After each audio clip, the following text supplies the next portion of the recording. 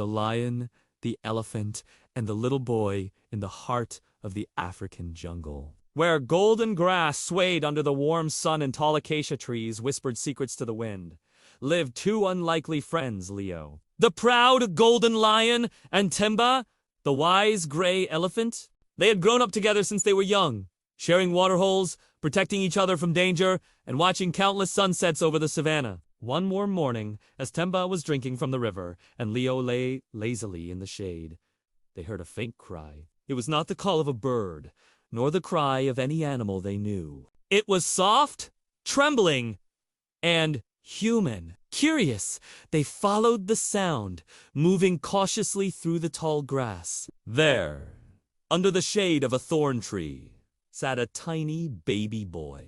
He had big brown eyes, messy dark hair, and a torn little shirt. His cheeks were wet with tears, but when he saw the lion and the elephant, he didn't scream. Instead, he looked up at them with wide-eyed innocence, as if he somehow knew they meant no harm. Temba lowered his massive head and gently touched the boy's hand with his trunk. Leo circled him slowly, sniffing the air. The boy giggled at the elephant's touch and reached out to pat Leo's soft mane. It was as though they had all met before in another life. Realizing the boy was alone and hungry, Temba picked him up carefully with his trunk, placing him on his broad back. The three set off to find food and shelter. Leo led the way, keeping watch for danger, while Temba carried their small new friend safely above the tall grass. Days passed, and the jungle began to see the strangest sight.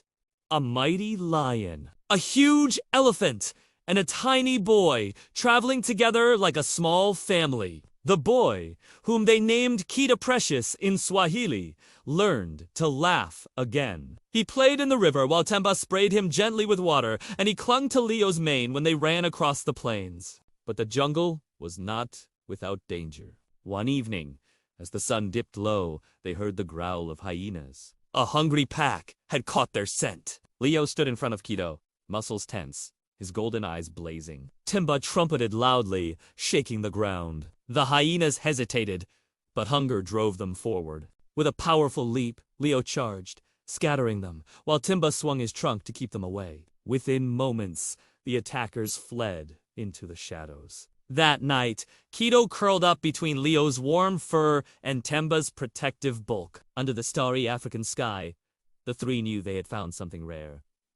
A bond stronger than fear, stronger than blood. Months later, they discovered a small human village near the edge of the jungle. The villagers were overjoyed to see Kido, who had been lost during a river crossing. Though the boy's family welcomed him back, Kido would often run to the jungle's edge, calling for his two friends. And every now and then, when the wind was just right, he could hear a distant trumpet and a deep, rumbling roar, a reminder that friendship, once born in the wild, lasts forever.